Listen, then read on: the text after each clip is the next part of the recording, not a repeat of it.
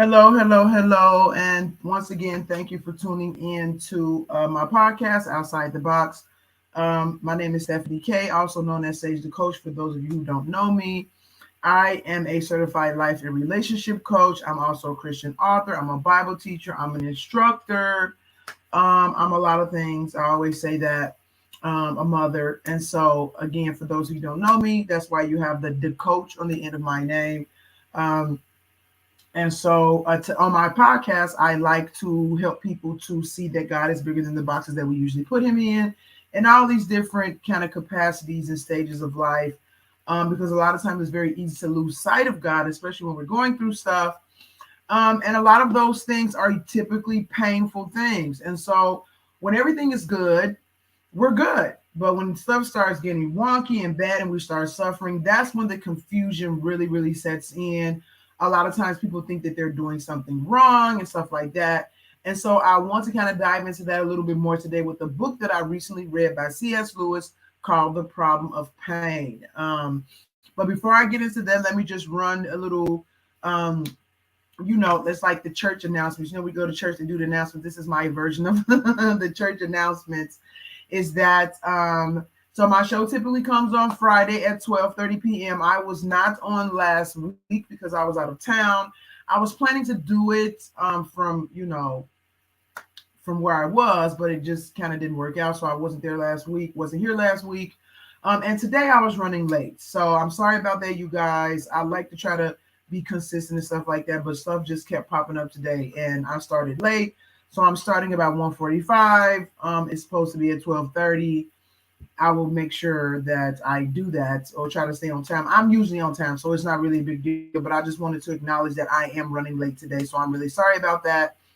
And so to make sure you follow me on social media, you can find me on Twitter, Instagram, Facebook, and LinkedIn, I believe. So you can follow me on all those platforms and make sure you share my content because there's no point in me doing this.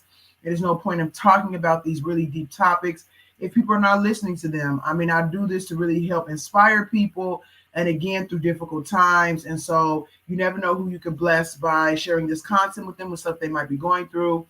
I also have shows that I've done in the past, and you can look those up. Even if you message me because you have a topic that you're interested in and you kind of don't know how to find it or you don't want to have to look through all the videos that I have done in the past, let me know. I can shoot you a link to those things. And so I've done shows about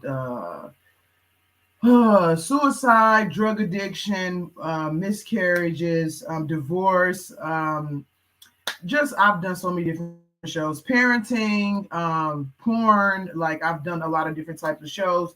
And so again, I like to use these different topics and scenarios and struggles and situations that we find ourselves in to help people see that God is bigger than the boxes that we usually put him in when we go through these things. Because, life is difficult and we need all the help that we can get, as I always say. So back to what I want to talk about today is a book that I recently read by C.S. Lewis called The Problem of Pain. And so I talked about before that I wanted to start doing a little bit of book reviews here. And this is kind of like my first one. I've done stuff about books before, but I always had the author there kind of interviewing them and things like that. But the author is not here because he's dead. And I'm not saying that in a funny way because he wrote this book a while ago. And so he passed away. I forgot the year. I can look it up really quickly while I am, doing this. But this book is amazing. Like I wish he was still alive for us to talk about this because I have just been blown away by this book. When people used to always ask me what is my favorite book, I will always say the Bible because I do love the Bible. And I always tell people that there is so much wisdom in the Bible that even if you don't believe in God, even if you're not a Christian, I mean, you just cannot deny the stuff that's in the Bible.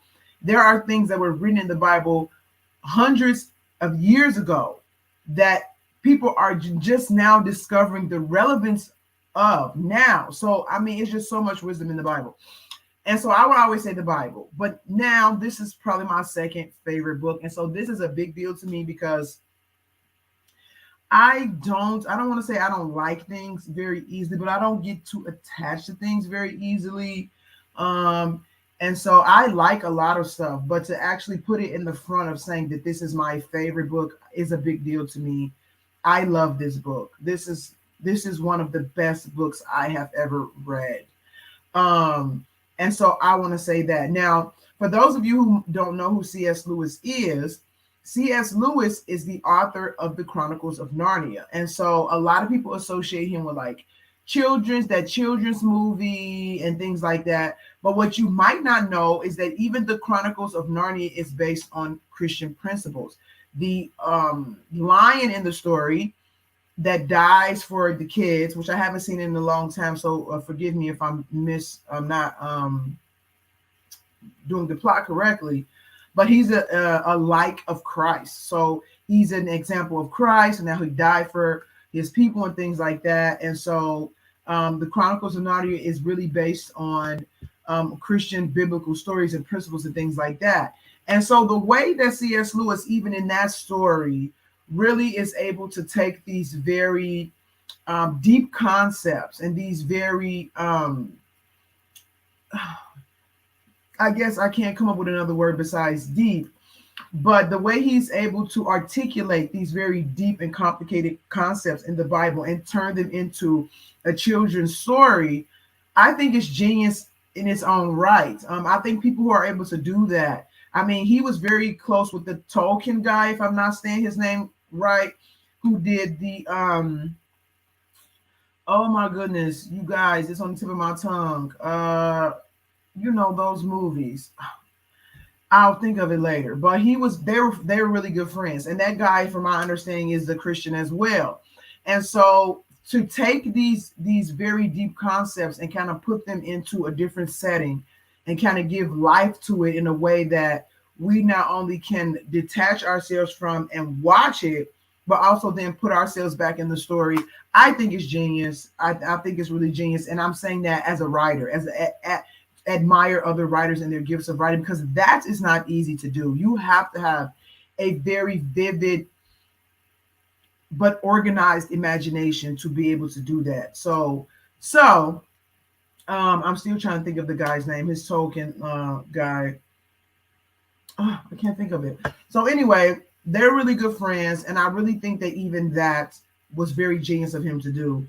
But another one that he did, another book, is called The Great Divorce. I read that, and I was very captured by that. Like, and that's fiction, and it's about people who are basically in the afterlife and what the afterlife looks like and the kind of things that they're experiencing, going through. Like that book, even though it is fiction, it's amazing just the idea that the ideas that he comes up with in this story and how he's depicting what the afterlife would be like and how we will be able to reflect on our experience of life and things that we've done. But it takes you into another world. It reminds me of Avatar. So when I first saw the movie Avatar, one of the things that I really liked about it was how it just took you into another headspace. Like, and I really like things that kind of take you outside of your thinking. So if it goes back to the name of my book, the show, which is Outside the Box, I really like things that take you outside of your realm of understanding, because that's what we all should be striving to do. Because when we stay stuck in our own thinking and the way we see in our perspective, it's very limited. And what God is doing to us, especially as we accept him in our life and we have a relationship with him, what he actually does, and the Bible talks about renewing your mind, is he is gradually expanding your perception. And so when you start to be partner with him in that and intentionally work with him on expanding your perception, this is how you grow. And so I really like things that expand my perception and give me a different perspective on all different types of aspects of life. Again, it goes without saying for my show, Outside the Box. I do this in my everyday life. This is not something that I'm doing for the show or, as a gimmicky. This is something that I took from my own life and made a theme around it, because I do this every day. And I love things that help me to do that, because when you get a different perspective of life, I don't know, you feel more full, you feel more well-rounded, you feel more solid. And so anyway, um, so this is how we grow. And growth is our number one thing that we should be doing on this planet, is growing. Everything grows. Trees grows, grass grows, insects grow. We grow. We start off as like little tiny seeds, and then we grow into these big, tall, rusty, hard-head, grown-up people. But we're growing, like we're always growing. And once our bodies gets to a level of growing, of course, it starts deteriorating. Your mind continues to grow from there. So we should be growing. And I always say, if you're not growing, you're dead. Like that's everything that's alive should be growing. So I really like this book because it was like Avatar times 10. Like it really took me outside of my perspective and just saw things from a much, much deeper way, to the point that I'm just really, really grateful for that. Like, I dare say that I think this man is a genius. And so okay, let me go back just a little bit.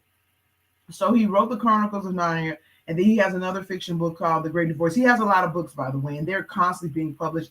He didn't even think that his books would be as popular as they are. He's been passed away for some time now, and they're still selling. So they're really prolific. But you will mistake him. You will be mistaken if you think he's just a fiction author, because he does a lot of nonfiction. I think he probably has more nonfiction stuff than he has fiction stuff. And so since I did The Great Divorce and I really liked it, I decided to take a jab at his nonfiction stuff. And so, but I did see him as a children's author, just because of the Chronicles of Narnia. I didn't know anything else about him. So once I got into, so I'm scrolling through his catalog. What do I feel like I want to read? I typically ask God to direct me. Hey, what do you think I should read? I book about the problem of pain. It took a little bit before I read it because I was reading some other stuff, which I'm going to talk about some of those books too. And I was amazed. I think this man is a genius. Like, I don't even know how to say it's a genius, because you can't really quantify earthly knowledge, because to me, genius is like you have an earthly knowledge. This is a spiritual knowledge. I mean, it's prophetic, no doubt, but I've seen prophetic people that does not get as deep as this guy does with like dissecting and explaining. And oh my goodness, I love it. It's like the Bible talks about milk and solid food when it comes to your different levels of growing in Christianity. And this is definitely some meat. I don't think the average person could even understand what he's saying if you don't have a solid a base, a solid foundation in Christian understanding. He's gonna go over your head. So and it's some spots where I had to stop and rewind and kind of listen to it again, because I'm like, wow, he's getting really, really deep here. And I was trying my best to kind of grasp what he was saying. But it's amazing. He's a genius. He's a genius. I don't know the significance of that word, but I don't know what else to call him. Like, I love the way he thinks. I love how he breaks down the way he thinks. I love how he explains the way he thinks, and he's connected to other things. It kind of reminds me a little bit of my own writing, because I kind of like to get a little bit theological and kind of break stuff down in my own writing. But I loved it. I loved it. I loved it. I loved it. I cannot say enough how much I love this book. It has definitely risen to number 2 on my favorite books besides the Bible, is the Problem of Pain by C.S. Lewis. If you have not read it, please read it. It is amazing if you really want to have a deeper understanding of the purpose that pain plays in our lives. Even though he goes into other things that are not necessarily about pain, it's still very good. It's still very, it has a lot of substance, and it gets you to thinking about yourself and life and God and stuff very, very differently. And so just to kind of do a little bit of a summary, and then I'll go into some of the things, a couple more things that I really liked about the book. I'm just going to do a brief overview. I have some notes here in front of me, so I'm going to be looking away for a minute. But he talks about, so the book starts off with an introduction where he just kind of generally talks about the problem of pain and how the pain is the basis for why a lot of people don't believe in God, because they say, how can there be a God or a good God which is really funny to me. So let me say this really quickly. Some people get upset and say there's not a God because there's pain. But I think that that's a weird thing to say, because if there was pain in the world, I think you would attribute it more to say if there is a God, he's bad, than to say that there's no God, because pain shouldn't exist if there's a God. Like, why wouldn't your conclusion be that, well, if there is a God, he's not a good God because look at the world? But a lot of people conclude that because there's pain in the world that there cannot be a God. And so he goes into explaining why how people can arrive at the conclusion that there is a God, or that there is a God even though there's pain in the world. So he kind of goes into explaining the different reasons why we still believe in God, or why there still is a God even though there's pain in the world. And I'm not going to go into that because I want you to read it, because I want to get to the pain part. So then he talks about why God is not so invested in making us happy all the time. So, again, I'm not going to go into that.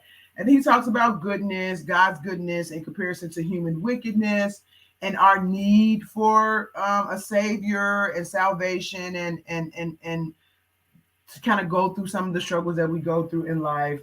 And then he talks about what happened to mankind when we drifted away from God, how our nature became corrupted, things like that.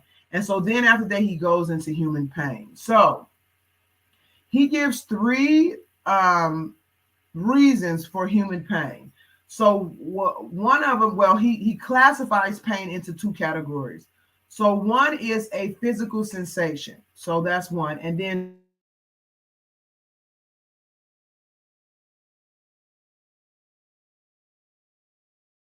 categories, he does not focus. He says, I'm not going to focus on the physical sensation of pain right now. He talks about it a little bit. He talks about how sometimes pain can be good and blah, blah, blah, blah. But for the rest of the book, he makes it a point to say that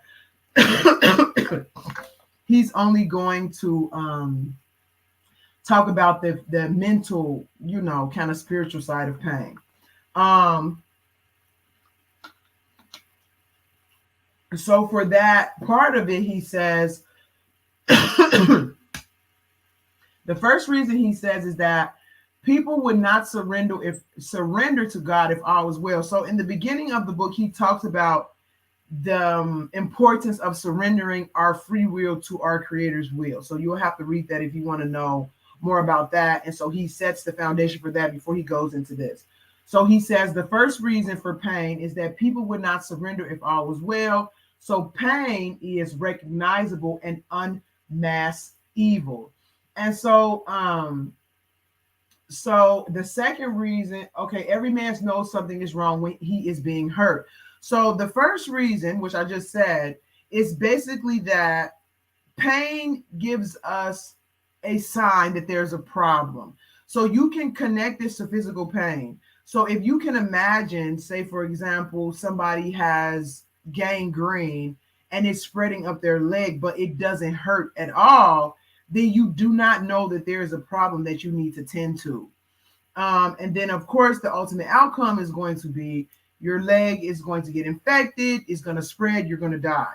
But pain actually helps you. It knocks on the door and say, hey, you need to pay attention right here because there's a problem and it needs to be fixed. Most people, when they have consistent pain and they don't really know where it's coming from, will go to the doctor to see what the problem is. And it can be the difference between life and death. It's just that straightforward. And so he says the same thing about us having pain in our lives. And so I will even take it a step further and say that emotional pain is a sign that something is going wrong inside of you. So I talk about this a lot in my books, that when you're reacting to things in certain situations, or you're depressed, or you're acting out, lashing out, especially disproportionate to the situation at hand, it's usually an indicator to a deeper problem. Those reactions come from inner pain. And so they have to come out, they have to be shown. And it's for you to recognize that there's an issue and you need to pay attention to it. Like, you need to work on it, you need to figure it out. It's the same thing as physical pain, it's just internal and it needs to be fixed.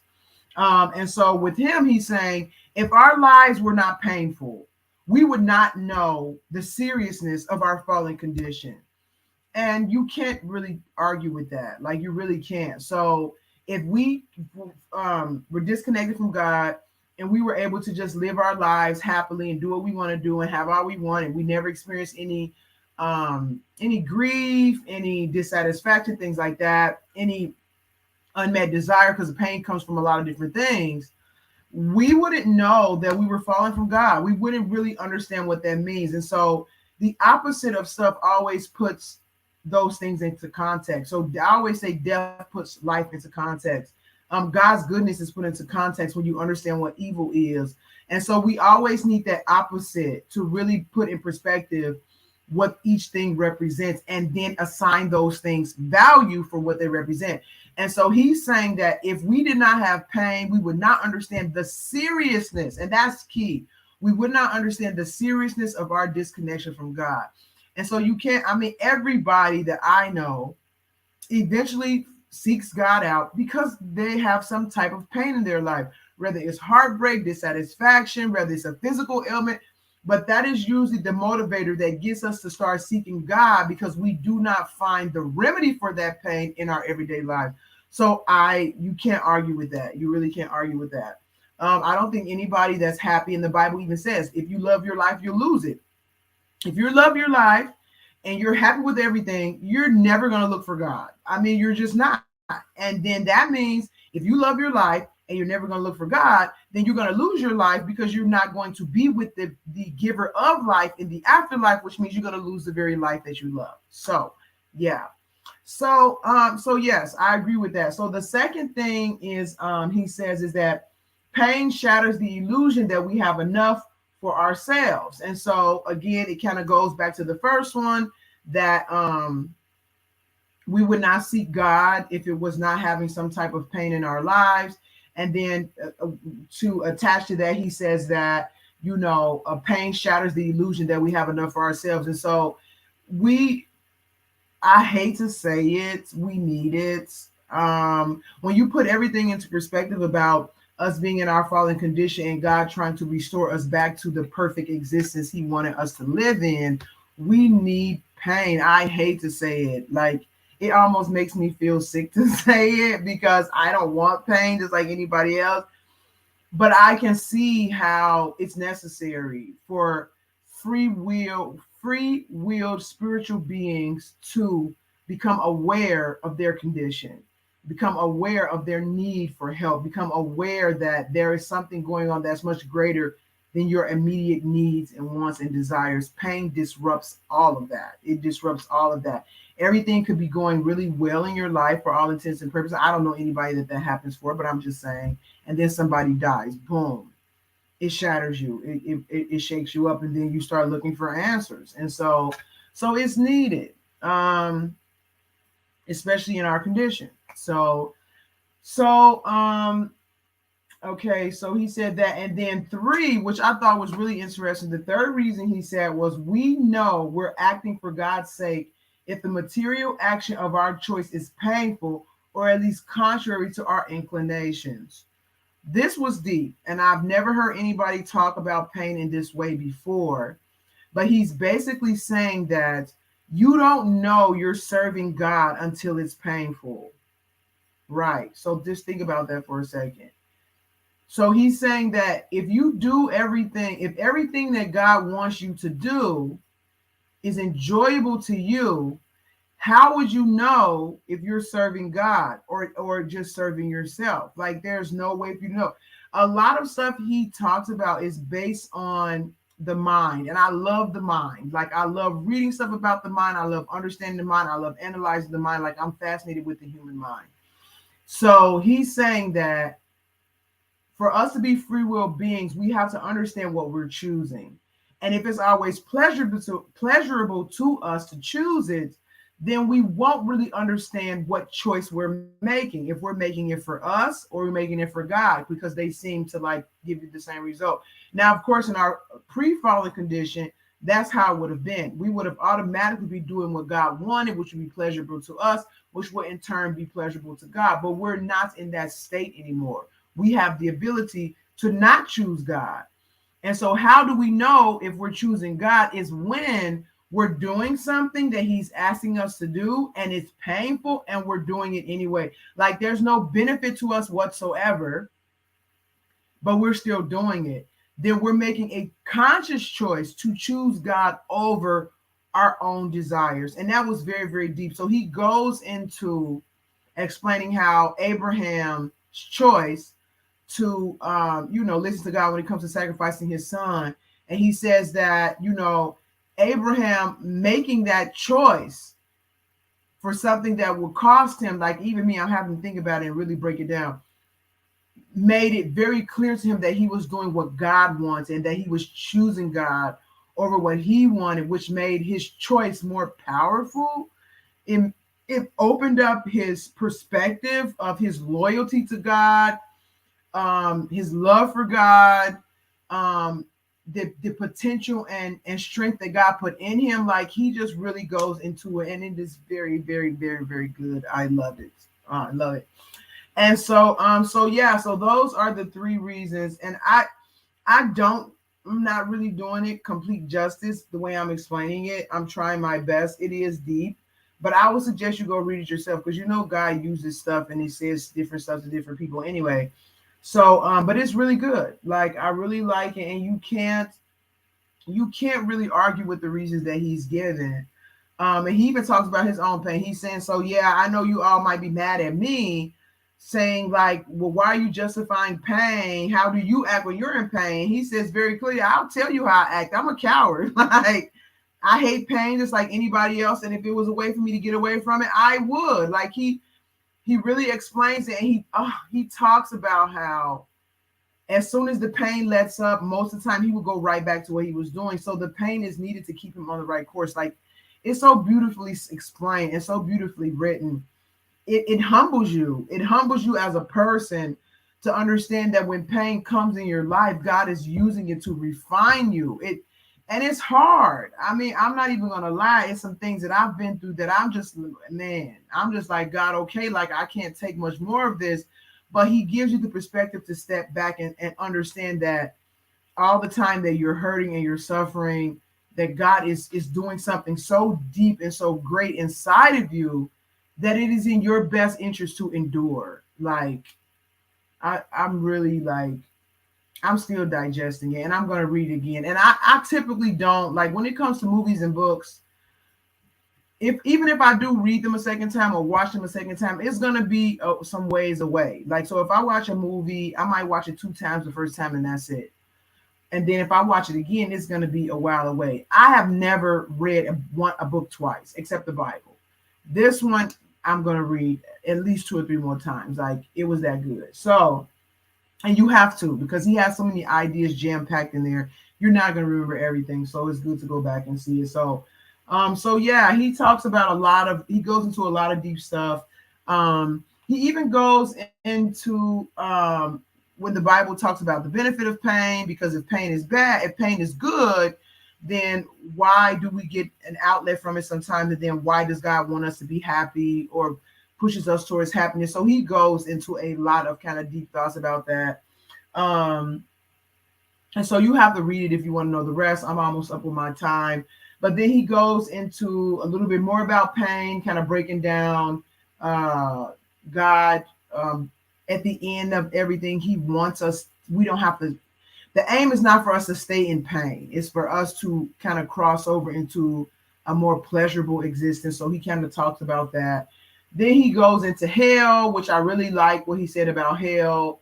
Again, some of it is not necessarily scriptural, but it's not necessarily against scripture, but it does make you think. Like it does make you think. So he says something about hell not necessarily being that you're burning forever, but that you are in the process of being, you know what, I can't explain it. It's just, you just have to read it.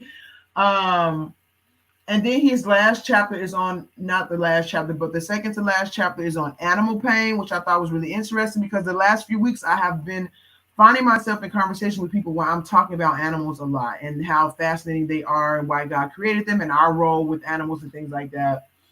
So he talks about animal pain, like basically if God is just and we're in pain, so God is trying to renew us, then why are animals in pain? Because they are not free will beings and they didn't do anything, and that seems unjust for them to be in pain when they can't even make the choice that our pain will inspire. And so he talks about that.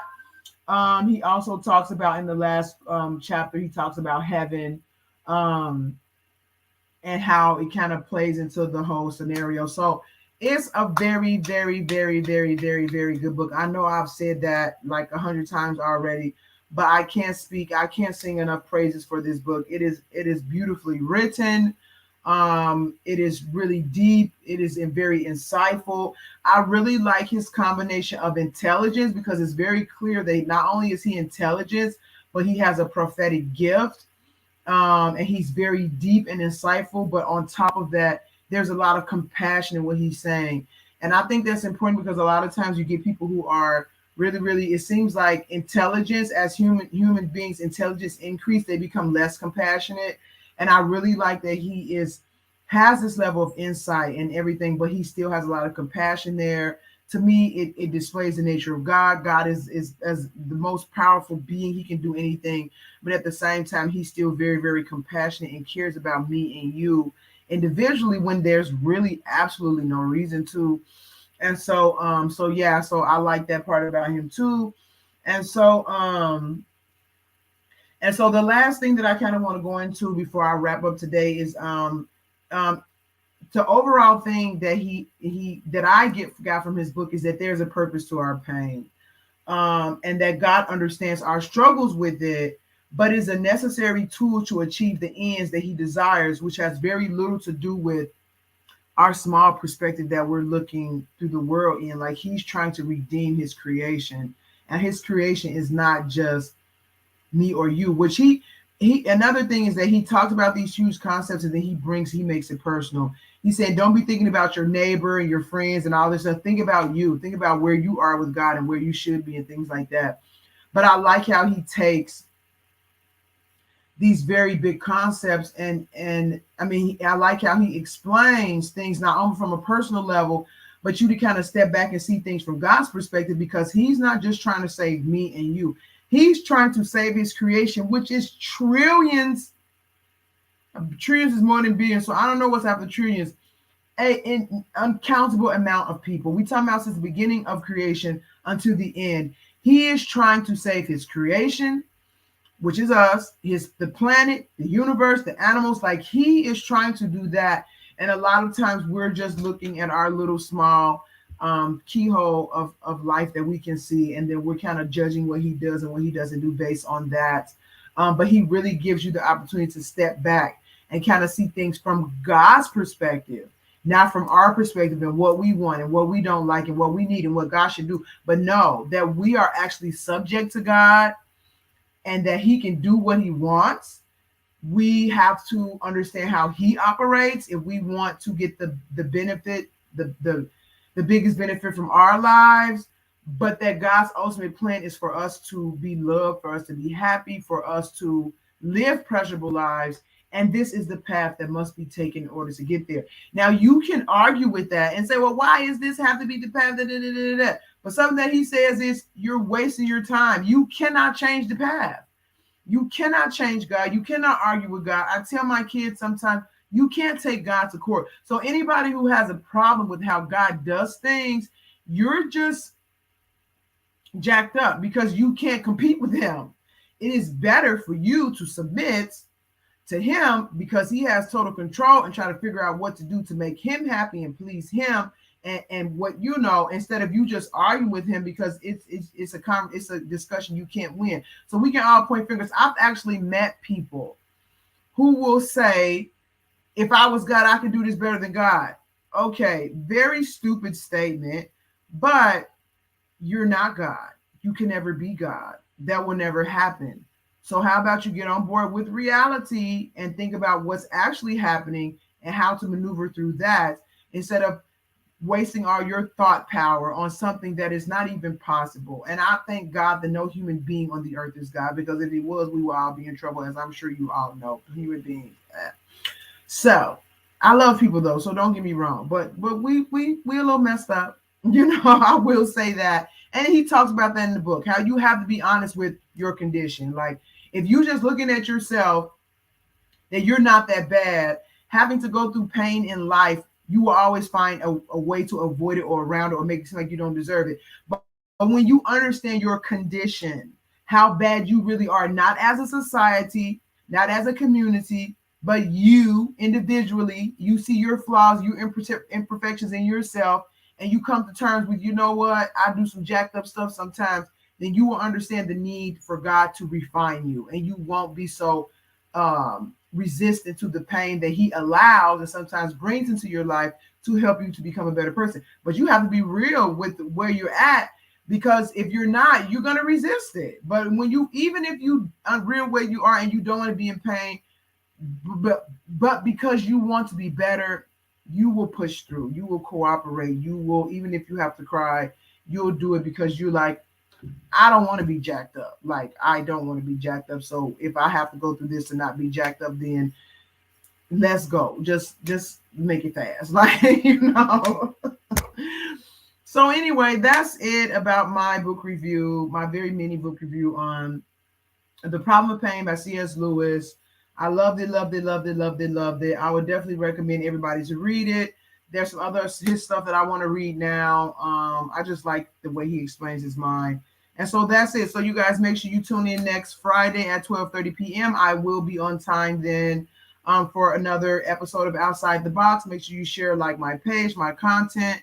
Send me any questions or comments that you might have about my show, any future shows, any past shows. Let me know. And I think that's it. So thank you guys so much for tuning in. You be blessed and have a great weekend. Bye.